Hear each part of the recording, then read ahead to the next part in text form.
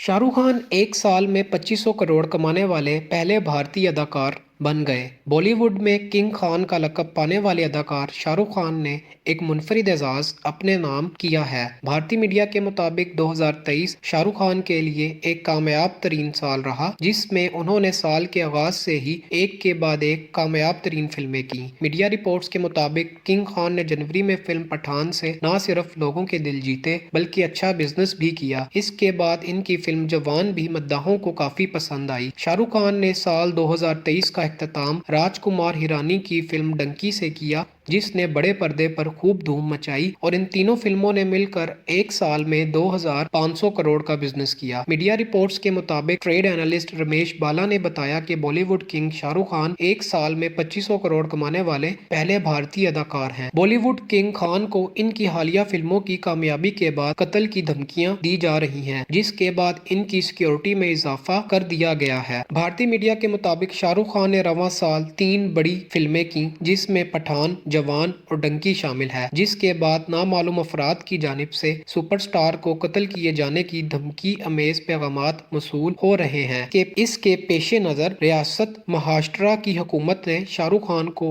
Y+ category की security फराहम कर दी है। वाज़ेह रहे रवां साल शाहरुख खान के लिए काफी अच्छा साबित हुआ। इनकी रिलीज होने वाली फिल्म पठान ने पूरी दुनिया से 1500 करोड़ का बिजनेस किया और इनकी फिल्म जवान अब तक पूरी दुनिया से 1090 करोड़ का बिजनेस कर चुकी है और साल के इख्तिताम पर रिलीज होने वाली इनकी फिल्म डंकी अब तक 350 करोड़ का बिजनेस कर चुकी है। मज़ीद ऐसी वीडियोस देखने के लिए हमारे चैनल को सब्सक्राइब करें और बेल आइकन को दबाना न भूलें।